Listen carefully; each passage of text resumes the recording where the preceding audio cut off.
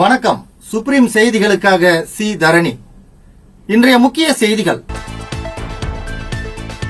பொங்கல் பண்டிகையை முன்னிட்டு வறுமை கோட்டிற்கு கீழ் உள்ள சிவப்பு குடும்ப அட்டைதாரர்களுக்கு துணிக்கு பதில் ரூபாய் 500 முதல் 1000 வரை பணம் இன்று முதல் வங்கி கணக்கில் செலுத்தப்படுகிறது.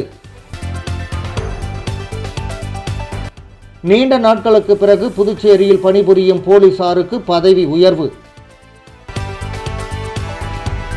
விஜய் படத்தின் பேனர் விழுந்து ஓய்வு பெற்ற அரசு ஊழியர் படுகாயம். 3 பேர் கைது, 7 பேருக்கு போலீசார் வலைவீச்சு. புதுவை முன்னாள் முதல்வர் ஆர்.வி. ஜானகிராமன் பிறந்தநாள். எதிர்க்கட்சித் தலைவர் சிவா தலைமையில் திமுகவினர் உருவப்படத்திற்கு மலர் தூவி மரியாதை. புதுச்சேரியில் மின்சார பேருந்து ஓட்டுநர்கள் திடீர் போராட்டம். சம்பள உயர்வு வழங்க வலியுறுத்தல். புதுச்சேரியில் டீசல் டேங்கை மூடி இல்லாமல் டீசல் சொட்ட சொட்ட பள்ளி மாணவர்களை ஏற்றிச் சென்ற தனியார் பள்ளி வாகனம் தடை செய்ய பொதுமக்கள் வலியுறுத்தல்.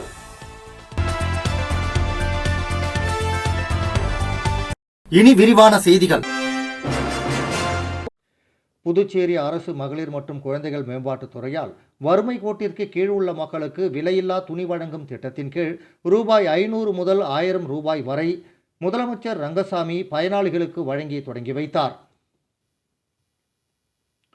புதுச்சேரி அரசு மகளிர் மற்றும் குழந்தைகள் மேம்பாட்டுத் துறையினால் செயல்படுத்தப்பட்டு வரும் வறுமை கோட்டிற்கு கீழ் உள்ள மக்களுக்கான விலையில்லா துணி வகைகள் வழங்கும் திட்டத்தின் கீழ் சிவப்பு குடும்ப உணவு பங்கீட்டு அட்டைதாரர்களில் அட்டவணை, பழங்குடியினர், மீனவர்கள், நெசவாளர் மற்றும் மாற்றுத்திறனாளிகள் நீங்களாக புதுச்சேரி மாநிலத்தில் உள்ள 1,45,930 வறுமை கோட்டிற்கு கீழ் உள்ள குடும்ப உணவு பங்கீட்டு அட்டைதாரர்களில் ஓர் நபர் உள்ள அட்டைதாரருக்கு ரூபாய் 500 வீதமும், 2 அல்லது 2ற்கு மேற்பட்ட குடும்ப நபர்கள் உள்ள அட்டைதாரர்களுக்கு ரூபாய் 1000 வீதமும் நேரடி பண பரிமாற்றத்தின் மூலம் இன்று முதல் பயனாளர்களின் வங்கி கணக்கில் வரவு வைக்கப்படுகிறது.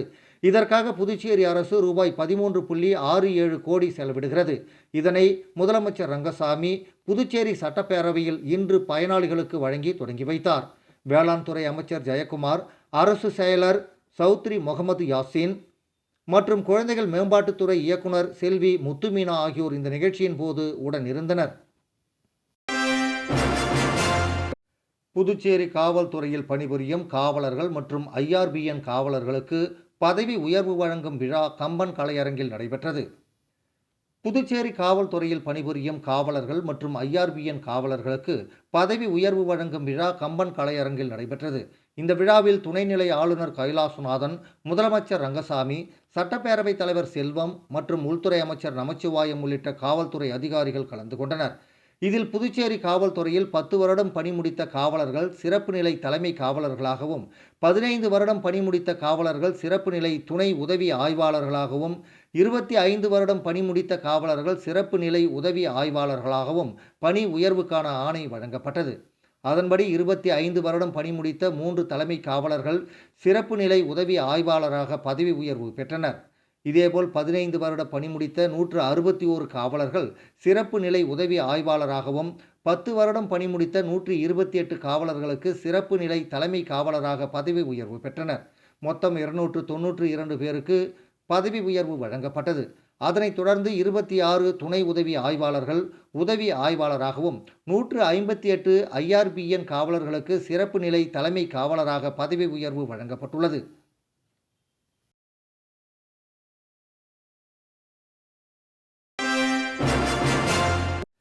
ஜனநாயகன் திரைப்படத்தின் பேனர் விழுந்து ஓய்வு பெற்ற அரசு ஊழியர் படுகாயமடைந்தார். இதையொட்டி 3 பேரை போலீசார் கைது செய்து 7 பேரை தேடி வருகின்றனர். புதுவை அரியாங்குப்பத்தைச் சேர்ந்தவர் 64 வயதான தனசேகரன். ஓய்வு பெற்ற தமிழக அரசு போக்குவரத்து கழக ஊழியரான இவர் தனது மோட்டார் சைக்கிளில் தபால்காரர் வீதியில் சென்று கொண்டிருந்தார். அப்போது நடிகர் விஜய் நடித்துள்ள ஜனநாயகன் திரைப்படம் வெற்றி பெற விஜய் ரசிகர்கள் வைத்திருந்த பேனர் திடீரென சரிந்து தனசேகரன் மீது விழுந்தது. இதனால் நிலை தடுமாறிய தனசேகரன் அங்கிருந்து பெரிய வாய்க்காலில் விழுந்தார். இதில் மூச்சு திணறி மயங்கினார். உடனே அக்கம்பக்கத்தினர் அவரை மீட்டு சிகிச்சைக்காக அரசு மருத்துவமனைக்கு அனுப்பி வைத்தனர். உயிருக்கு ஆபத்தான நிலையில் தனசேகரன் இருப்பதால் மேல் சிகிச்சைக்காக சென்னைக்கு கொண்டு செல்லப்பட்டார். இது குறித்து அரியாங்குப்பம் காவல் நிலையத்தில் புகார் தெரிவிக்கப்பட்டது. இதையடுத்து போலீசார் பொது இடத்தை சேதப்படுத்தல், மனித உயிருக்கு ஆபத்தை விளைவிக்கும் வகையில் அலட்சியமாக செயல்படுதல் ஆகிய பிரிவுகளில் வழக்கு பதிவு செய்து பேனர் வைத்த தாவேகா நிர்வாகி கில்லி செல்வா, கார்த்திக், அருண்ராஜ் ஆகிய 3 பேரை கைது செய்தனர்.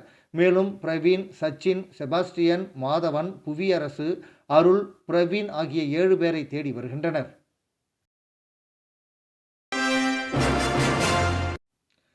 புதுவை மாநிலத்தின் மறைந்த முன்னாள் முதலமைச்சரும் திமுகவின் உயர்நிலை செயல்திட்டக்குழு உறுப்பினருமான ஆர்.வி. ஜானகிராமன் பிறந்த நாளையொட்டி அலங்கரித்து வைக்கப்பட்டிருந்த அவருடைய திருவுருவ படத்திற்கு சட்டமன்ற எதிர்க்கட்சித் தலைவர் சிவா தலைமையில் திமுகவினர் மலர்தூவி மரியாதை செலுத்தினர்.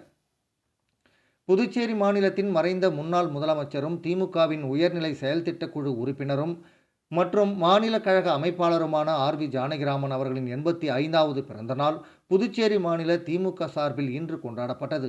தலைமை செயற்குழு உறுப்பினர் JVS ஆறுமுகம் ஏற்பாட்டில் நடைபெற்ற பிறந்தநாள் நிகழ்ச்சியில் ஆம்பூர் சாலையில் உள்ள இல்லத்தில் அலங்கரித்து வைக்கப்பட்டிருந்த ஜானகிராமனின் திருவுருவ படத்திற்கு சட்டமன்ற எதிர்க்கட்சித் தலைவர் சிவா தலைமையில் திமுகவினர் மலர்தூவி மரியாதை செலுத்தினர். இதேபோல் ஆர்.வி. ஜானகிராமனின் பிறந்த நாளையொட்டி பல்வேறு இடங்களில் நலத்திட்ட உதவிகள் வழங்கப்பட்டன. இந்த நிகழ்ச்சியில் காங்கிரஸ் மாநில தலைவர் வைத்திலிங்கம் MP, அவைத்தலைவர் SP சிவக்குமார், சட்டமன்ற உறுப்பினர்கள் அனிபால் கென்னடி, செந்தில்குமார், சம்பத் உள்ளிட்ட ஏராளமான கழக நிர்வாகிகள் கலந்து கொண்டனர். மின்சார பேருந்து ஓட்டுநர்கள் சம்பள உயர்வு வழங்க வலியுறுத்தி திடீரென போராட்டத்தில் ஈடுபட்டனர். புதுச்சேரி அரசின் போக்குவரத்து கழகம் சார்பில் தனியார் பங்களிப்புடன் ரூபாய் 23 கோடியில் 25 மின்சார பேருந்துகள் நவம்பர் மாதம் முதல் இயக்கப்படுகின்றன. இந்த மின்சார பேருந்துகளுக்கு மக்கள் மத்தியில் வரவேற்பு கிடைத்துள்ளது. இந்த நிலையில் துவங்கிய 10 நாட்களிலேயே ஊழியர்கள் போராட்டத்தில் ஈடுபட்டனர். அவை அனைத்தும் தாவரவியல் பூங்கா எதிரே உள்ள பணிமனையில் நிறுத்தி வைக்கப்பட்டிருந்தன. சம்பள உயர்வு கோரி ஓட்டுநர்கள் போராட்டம் நடத்தினர். பேச்சுவார்த்தை தொடர்ந்து அவர்கள் பணியில் ஈடுபட்டனர். இந்த நிலையில் இன்று திடீரென்று மீண்டும் அவர்கள் போராட்டத்தில் ஈடுபட்டனர். சம்பளம் ரூபாய் 21,000 வழங்குவதாக அறிவித்தாலும் பிடித்தம் போக ரூபாய் 17,000 மட்டும்தான் கிடைக்கும். அதோடு தினப்படியும் வழங்குவதில்லை. இதனால் சம்பளத்தை ரூபாய் 25,000 உயர்த்தி வழங்க வேண்டும் என வலியுறுத்தி போராட்டத்தில் ஈடுபட்டனர். இதனையடுத்து நிர்வாகம் பேச்சுவார்த்தை நடத்தி சம்பள உயர்வு வழங்கப்படும் என்று உறுதியளித்ததை தொடர்ந்து சுமார் 2 மணி நேரமாக நடைபெற்ற போராட்டத்தை அடுத்து மீண்டும் பேருந்து நகரப்பகுதியில் இயக்கப்பட்டது. டீசல் டேங்கில் மூடி இல்லாமல் துணியை வைத்து மூடி டீசல் ரோட்டில் சொட்ட சொட்ட பள்ளி மாணவர்களை ஏற்றிச் சென்ற தனியார் பள்ளி வாகனத்தை தடை செய்ய வேண்டும் என பொதுமக்கள் கோரிக்கை விடுத்துள்ளனர். புதுச்சேரி நகரப்பகுதியில் இயங்கி வரும் பிரபல பள்ளியில் பயிலும் மாணவர்களை டெம்போ டிராவலர் வண்டியில் வழக்கம்போல் சவாரி ஏற்றிச் சென்றுள்ளனர். அப்போது அந்த டெம்போ டிராவலர் வண்டி டீசல் டேங்கில் மூடி இல்லாததால் அதற்கு பதிலாக துணியை வைத்து மூடியபடி வண்டியை இயக்கினர். இதனால் அதில் இருந்த டீசல் துணி வழியாக வெளியே சிந்தியபடி சென்றது. இதனை பார்த்த அந்த வழியாக சென்ற பொதுமக்கள் அந்த வாகனத்தை நிறுத்தி ஓட்டுநரிடம் விளக்கம் கேட்டு எச்சரித்தனர். ஆனால் அதற்கான உரிய விளக்கத்தை அளிக்காமல் அந்த ஓட்டுநர் ஆபத்தை உணராமல் வாகனத்தை ஓட்டிச் சென்றார். பள்ளி சிறுவர்கள் மீது சிறிது கூட மனிதாபிமானமோ சிறு எச்சரிக்கையோ இல்லாமல் ஓட்டுநர் செயல்பட்டுள்ளார். இதுபோன்ற பள்ளி மாணவர்களை உரிய பாதுகாப்பு இன்றி அழைத்துச் செல்லும் வாகனங்களை போலீசார் சோதனை செய்ய வேண்டும். மேலும் இதுபோன்ற வாகனங்களை தடை செய்ய வேண்டும் என பொதுமக்கள் கோரிக்கை விடுத்துள்ளனர்.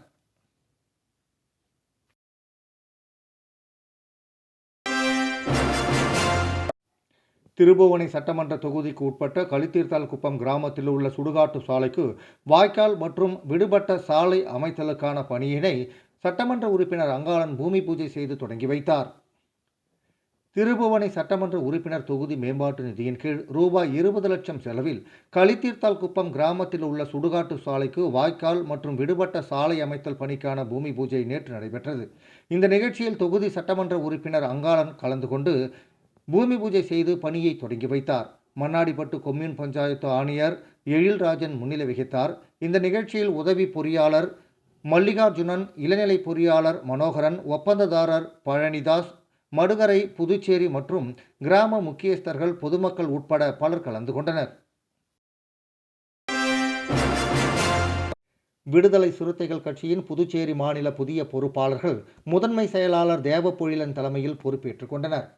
விடுதலை சிறுத்தைகள் கட்சி புதுச்சேரி மாநில தலைமைக்கு முதற்கட்டமாக புதிய பொறுப்பாளர்களை கட்சியின் தலைவர் தொல் திருமாவளவன் அவர்களால் கடந்த 3ஆம் தேதி சனிக்கிழமை அன்று அறிவிக்கப்பட்ட புதுச்சேரி மாநில முதன்மை செயலாளராக பெரு அரிமா தமிழன், அமைப்பு செயலாளர்கள் பாத தமிழ்மாறன், வா ஆதவன் ஆகிய மூவரும் தங்களுக்கு அறிவிக்கப்பட்ட கட்சி பொறுப்பை எளிமையான முறையில் நேற்று புதன்கிழமை மாலை 7:30 மணியளவில் புதுச்சேரி மாநில கட்சி தலைமை அலுவலகத்தில் முதன்மை செயலாளர் தேவ பொழிலன் அவர்கள் தலைமையில் எளிமையாக நடைபெற்ற நிகழ்வில் தங்களது பொறுப்பை முறைப்படி ஏற்றுக்கொண்டனர்.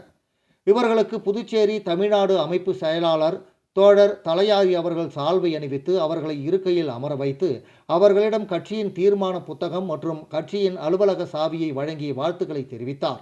இந்த நிகழ்வில் தலைமை நிலைய செயலாளர் செல்வநந்தன், தலைமை அலுவலக செயலாளர் எழில்மாறன் உட்பட துணைநிலை அமைப்புகளின் மாநில செயலாளர்கள், தொகுதி செயலாளர்கள், மகளிர் விடுதலை இயக்க மாநில பொறுப்பாளர்கள், தொகுதி பொறுப்பாளர்கள், முகாம் செயலாளர்கள் உட்பட 200க்கும் மேற்பட்ட தோழர்கள் திரளாக பங்கேற்று புதிதாக பொறுப்பேற்றுக் கொண்ட தோழர்களுக்கு தங்களது வாழ்த்துக்களை தெரிவித்தனர். இந்த நிகழ்வில் துணைநிலை அமைப்புகளின் மாநில செயலாளர் மாசி வாகை அரசு, மணித் கோவிந்தராஜ், கரசூர் சிங்க தமிழ்செல்வன், திருக்குமரன், மகிழ்வரசு, தமிழ்வாணன், இளஞ்சேகரன், சங்கத்தமிழன், ஈழத்தமிழன், தங்க கதிர்வேல், முகமது கவுசு, தொகுதி செயலாளர்கள் தமிழ்வளவன், செழியன், கன்னியப்பன், இளந்தமிழன், சிவசங்கர், முத்தமிழன், ஈழவளவன், வாகை செல்வன், ஜெயச்சந்திரன், அசோக், மாசிலாமணி, அபிராமி, மகளிர் விடுதலை இயக்க பொறுப்பாளர்கள் முருகமதி, ஃபாத்திமா பீவி, கலைச்செல்வி, ஆசிரியர் நாகபூஷணம் உட்பட தொகுதி செயலாளர் இன்பத்தமிழன் ஆகியோர் கலந்து கொண்டனர். புதுச்சேரி லட்சிய ஜனநாயக கட்சியின் சார்பில் வரும் 2026 சட்டமன்ற தேர்தலில் மகளிருக்கான ஜேசிஎம்மின் வாக்குறுதிகள் அடங்கிய துண்டு பிரசுரம் வழங்கும் நிகழ்ச்சியை சட்டமன்ற உறுப்பினர் அங்காளன் நேற்று திருபுவனை தொகுதிக்குட்பட்ட களித்தீர்த்தால் குப்பத்தில் தொடங்கி வைத்தார். புதுச்சேரியில் 2026 சட்டமன்ற தேர்தலில் ஜோஸ் சார்லஸ் மார்டின் தலைமையிலான லட்சிய ஜனநாயக கட்சி போட்டியிட உள்ளது. சமீபத்தில் இந்த கட்சியின் சார்பில் மகளிர் மாநாடு அரியூரில் நடைபெற்றது. இந்த மாநாட்டில் மகளிருக்கான பல்வேறு சிறப்பான திட்டங்கள் அறிவிக்கப்பட்டது. இந்த நிலையில் வரும் சட்டமன்ற தேர்தலில் திருபுவனை சட்டமன்ற தொகுதியில் லட்சிய ஜனநாயக கட்சியின் வேட்பாளராக சட்டமன்ற உறுப்பினர் அங்காளன் போட்டியிட உள்ளார். இந்த நிலையில் திருபுவனை தொகுதியில் மகளிருக்கான ஜேசிஎம்மின் வாக்குறுதிகள் அடங்கிய துண்டு பிரசுரம் வழங்கும் நிகழ்ச்சி களித்தீர்த்தால் குப்பத்தில் நேற்று நடைபெற்றது. நிகழ்ச்சிக்கு ஜேசிஎம் மக்கள் மன்ற திருபுவனை தொகுதி தலைவர் ரவிக்குமார் தலைமை தாங்கினார்.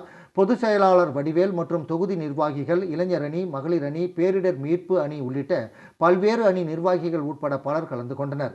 நிகழ்ச்சியில் சட்டமன்ற உறுப்பினர் அங்காளன் கலந்து கொண்டு வரும் சட்டமன்ற தேர்தலில் லட்சிய ஜனநாயக கட்சியின் மகளிருக்கான ஜேசிஎம்மின் வாக்குறுதிகள் அடங்கிய 4 பக்க துண்டு பிரசுரங்கள் வழங்கும் நிகழ்ச்சியை தொடங்கி வைத்து கடந்த 4.5 ஆண்டுகளாக தொகுதி முழுவதும் அனைத்து கிராமங்களிலும் மக்களுக்காக செய்த பணிகளை எடுத்து கூறி மக்களிடம் ஆதரவு திரட்டினார். விளம்பர இடைவேளைக்கு பிறகு செய்திகள் தொடரும்.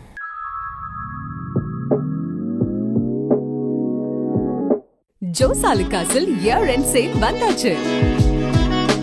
தங்க நகைகளுக்கான சேதார கட்டணத்தில் பிளாட் 50% தள்ளுபடி பெறுங்கள். இப்பவே ஷாப்பிங் செய்யுங்க.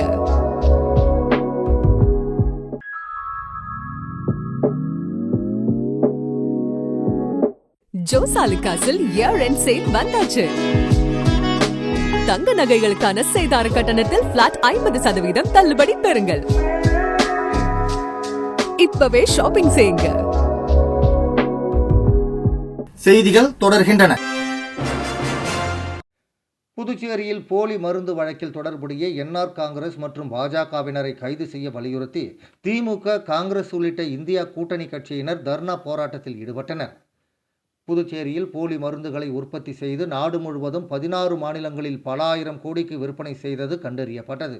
போலி மருந்து தொழிற்சாலை மற்றும் 10க்கும் மேற்பட்ட குடோன்களில் புதுச்சேரி சிபிசிஐடி போலீசார் சோதனை நடத்தி சீல் வைத்தனர். அங்கிருந்த நவீன இயந்திரங்கள், பல கோடி மதிப்புள்ள மருந்துகள், மூலப்பொருட்களை பறிமுதல் செய்துள்ளனர்.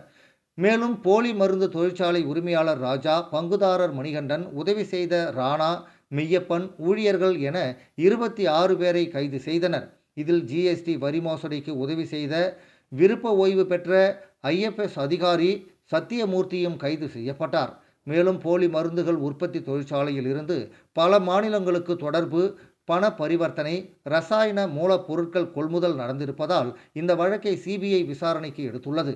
இந்த நிலையில் போலி மருந்து உற்பத்தியாளருடன் தொடர்பில் உள்ள என்ஆர் காங்கிரஸ் மற்றும் பாஜக கூட்டணி அரசை கண்டித்தும் போலி மருந்து விவகாரத்தில் ஈடுபட்டுள்ள ஆளும் கட்சியினர் அனைவரையும் கைது செய்ய வலியுறுத்தியும் உயர்நீதிமன்ற நீதிபதி மேற்பார்வையில் சிபிஐ விசாரணையை துரிதமாக நடத்த கோரியும் இந்தியா கூட்டணி கட்சிகள் சார்பில் சுதேசி மில் எதிரில் தர்ணா போராட்டம் நடைபெற்றது.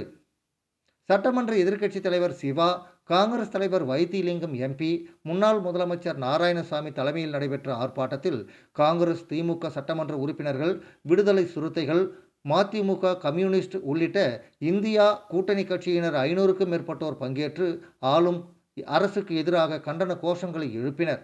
மேலும் போலி மருந்து வழக்கை வெளிப்படைத் தன்மையுடன் நடத்தவில்லை என்றால் நீதிமன்றத்தை நாட உள்ளதாக இந்தியா கூட்டணி கட்சியினர் தெரிவித்தனர். அபயம் தொண்டு நிறுவனம் சார்பில் முனைவர் சுந்தரமுருகன் முதியோருக்கு போர்வை வழங்கினார். புதுச்சேரி முதலியார்பேட்டை பகுதியில் கடந்த 2004ஆம் ஆண்டு முதல் தொடர்ந்து இயங்கி வரும் வறுமையுற்ற குழந்தைகள் மற்றும் பெண்களின் மேம்பாட்டுக்கான அபயம் தொண்டு நிறுவனத்தின் சார்பில் முனைவர் சுந்தரமுருகன் முதியோருக்கு போர்வை வழங்கினார்.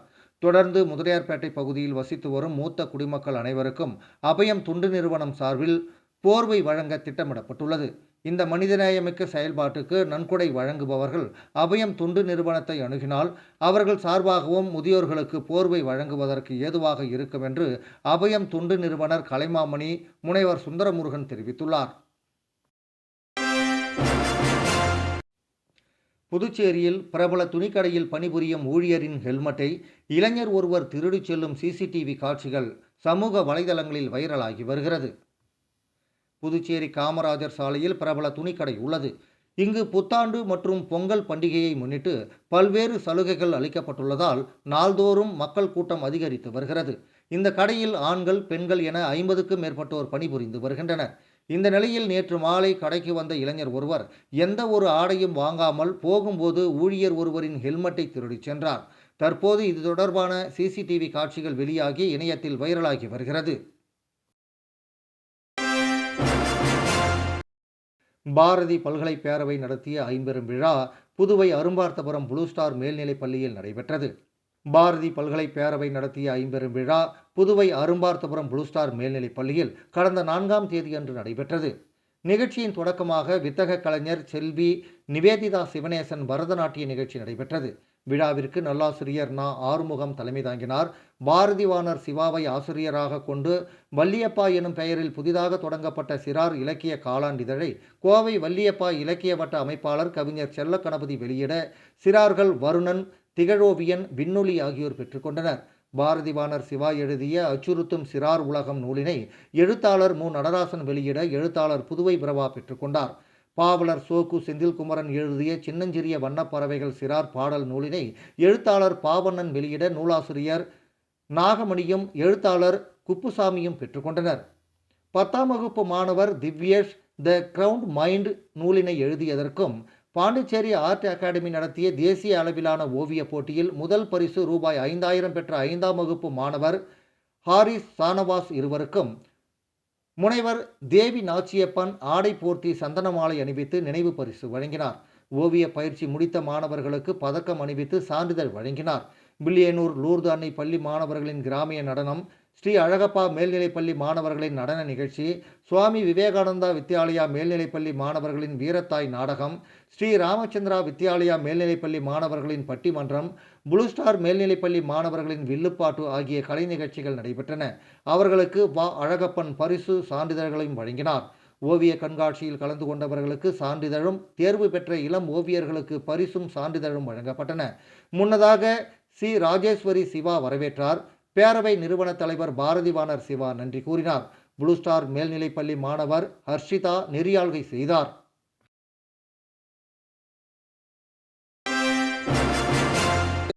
புதுச்சேரி போலி மாத்திரை வழக்கில் கைது செய்யப்பட்ட அனைவரும் ஜாமீனில் விடுவிக்கப்பட்டுள்ளனர்.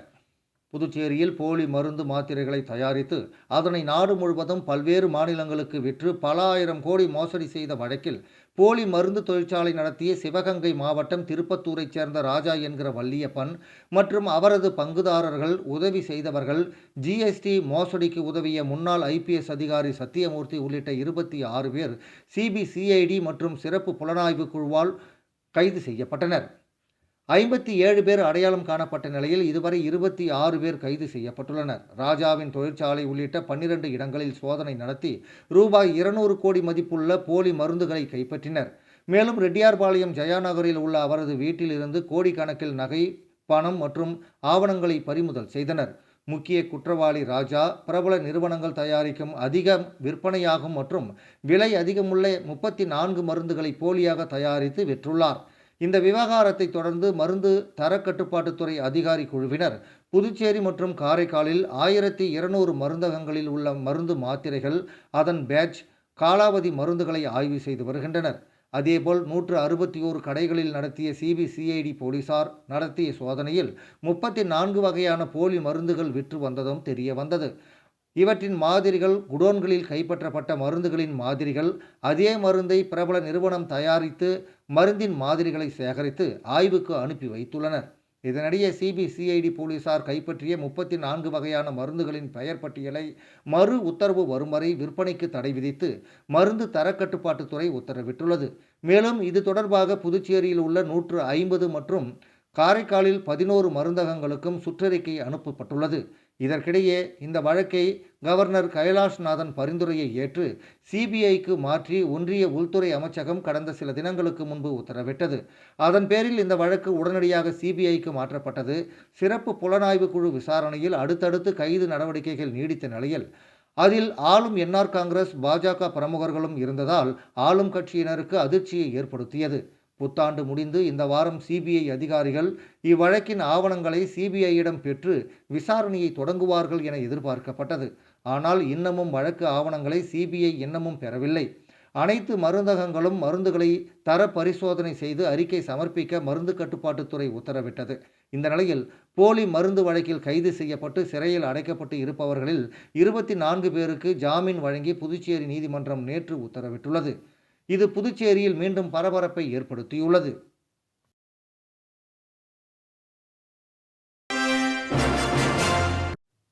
புதுச்சேரியில் பெண்களுக்கு பாதுகாப்பு வழங்க கோரி புதுச்சேரி 10 ரூபாய் சட்ட இயக்கம் மகளிரணி சார்பில் அண்ணாசாலை அருகில் கண்டன ஆர்ப்பாட்டம் நடைபெற்றது. புதுச்சேரியில் பெண்களுக்கு எதிராக தொடர்ந்து நடக்கும் வன்கொடுமை, பாதுகாப்பற்ற சூழல் மற்றும் பெண்கள் மீது நடக்கின்ற தாக்குதல் உள்ளிட்டவைகளுக்கு பாதுகாப்பு வழங்க கோரி புதுச்சேரி 10 ரூபாய் சட்ட இயக்கம் மகளிரணி சார்பில் அண்ணாசாலை அருகே கண்டன ஆர்ப்பாட்டம் நடைபெற்றது. இயக்க மகளிரணி தலைவி செல்வி தலைமையில் நடைபெற்ற இந்த ஆர்ப்பாட்டத்தில் 100க்கும் மேற்பட்ட பெண்கள் கலந்து கொண்டு பெண்களுக்கு எதிராக நடக்கும் அநீதிகளை கண்டித்தும் அவர்களுக்கு உரிய பாதுகாப்பு புதுவை அரசு வழங்க வலியுறுத்தியும் கண்டன கோஷங்களை எழுப்பினர். மேலும் இந்த ஆர்ப்பாட்டத்தில் 10 ரூபாய் சட்ட இயக்க நிறுவனர் ரகு மற்றும் நிர்வாகிகள் பலரும் பெண்களுக்கு ஆதரவாக கலந்து கொண்டு கோஷங்களை எழுப்பினர். 9வது தேசிய சித்த மருத்துவ தினத்தின் தொடர் நிகழ்வாக இன்று சுகாதாரத்தின் அவசியம் மற்றும் சித்த மருத்துவத்தின் சிறப்புகள் குறித்து பொதுமக்களிடம் விழிப்புணர்வை ஏற்படுத்தும் வண்ணம் முப்பெரும் நிகழ்ச்சிகள் நடத்தப்பட்டன. மார்கழி மாதம் ஆயில்ய நட்சத்திரத்தில் பிறந்த சித்த மருத்துவத்தின் தந்தை மற்றும் முதல் சித்தர் அகத்தியரின் பிறந்த நாள் சித்த மருத்துவ தினமாக கொண்டாடப்பட்டு வருகிறது. இந்த வருடம் தேசிய சித்த மருத்துவ தினம் கடந்த 6ஆம் தேதி அன்று புதுச்சேரி, காரைக்கால் மற்றும் மாஹேயில் உள்ள அனைத்து சித்த மருத்துவ பிரிவுகளிலும் சிறப்பாக கொண்டாடப்பட்டது. இந்த 9வது தேசிய சித்த மருத்துவ தினத்தின் தொடர் நிகழ்வாக இன்று சுகாதாரத்தின் அவசியம் மற்றும் சித்த மருத்துவத்தின் சிறப்புகள் குறித்து பொதுமக்களிடம் விழிப்புணர்வை ஏற்படுத்தும் வண்ணம் மாபெரும் சுகாதார விழிப்புணர்வு பேரணி, பாரதி பூங்காவில் மரம் நடும் விழா, ஆயுஷ் இயக்குநரக வளாகத்தில் இலவச சித்த மருத்துவ முகாம் ஆகிய முப்பெரும் நிகழ்ச்சிகள் நடத்தப்பட்டன. இதில் முதலமைச்சர் ரங்கசாமி இருசக்கர வாகன பேரணியை கொடியசைத்து துவக்கி வைத்தார். இதனைத் தொடர்ந்து பாரதி பூங்காவில் மரக்கன்று நட்டார். பின்பு முதலமைச்சர் ரங்கசாமி அவர்கள் ஆயுஷ் இயக்குநரக வளாகத்தில் இலவச சித்த மருத்துவ முகாமை தொடங்கி வைத்தார். சுற்றுலாத்துறை மற்றும் பொதுப்பணித்துறை அமைச்சர் லட்சுமி நாராயணன், ஆயுஷ் இயக்குனர் டாக்டர் திருமதி இந்திரா, துறை அதிகாரிகள், சித்த மருத்துவர்கள், மருந்தாளுநர்கள் மற்றும் பலர் இந்த நிகழ்ச்சியில் கலந்து கொண்டனர். மீண்டும் முக்கிய செய்திகள். பொங்கல் பண்டிகையை முன்னிட்டு வறுமை கோட்டிற்கு கீழ் உள்ள சிவப்பு குடும்ப அட்டைதாரர்களுக்கு துணிக்கு பதில் ரூபாய் 500 முதல் 1000 வரை பணம் இன்று முதல் வங்கி கணக்கில் செலுத்தப்படுகிறது. நீண்ட நாட்களுக்கு பிறகு புதுச்சேரியில் பணிபுரியும் போலீசாருக்கு பதவி உயர்வு.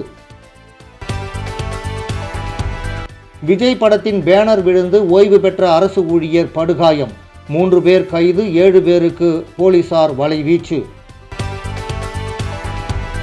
புதுவை முன்னாள் முதல்வர் ஆர்.வி. ஜானகிராமன் பிறந்தநாள். எதிர்க்கட்சித் தலைவர் சிவா தலைமையில் திமுகவினர் உருவப்படத்திற்கு மலர் தூவி மரியாதை. புதுச்சேரியில் மின்சார பேருந்து ஓட்டுநர்கள் திடீர் போராட்டம். சம்பள உயர்வு வழங்க வலியுறுத்தல்.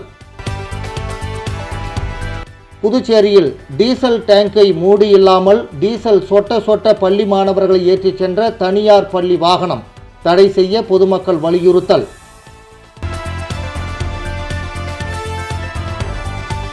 இத்துடன் இந்த செய்தி அறிக்கை நிறைவடைந்தன. வணக்கம்.